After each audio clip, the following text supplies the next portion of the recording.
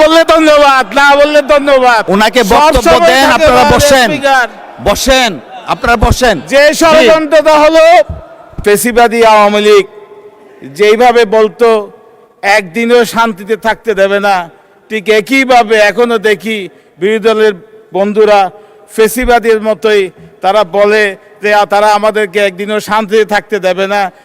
পার্লামেন্টও বলে, পার্লামেন্টের বাইরেও বলে। মাননীয় স্পিকার,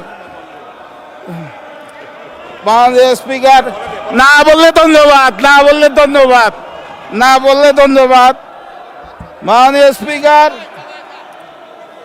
একটা মাননীয় সদস্যবৃন্দ ওনাকে বক্তব্য দেন, আপনারা বসেন বসেন, আপনারা বসেন। যে ষড়যন্ত্রটা হলো আমরা এরশাদের সময়ও দেখেছি, এরশাদের সময়ও দেখেছি বিএনপির মাননীয় সদস্য আপনার বক্তব্য থাকলে শুনবো, ওনাকে এলাও করেন প্লিজ।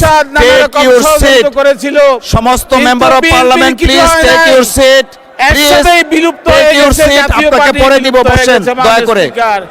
ঠিক একইভাবে, ঠিক একইভাবে,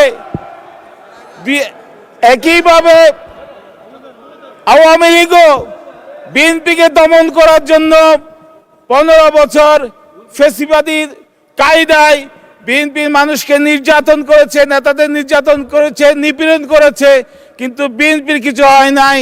এই ফেসিবাদ আওয়ামী লীগেই পালিয়ে যেতে হয়েছে আওয়ামী লীগকে। ঠিক একইভাবে আমি বিরোধী দলকে বলবো তারা যাতে ইতিহাস থেকে শিক্ষা দেয়। মাননীয় স্পিকার।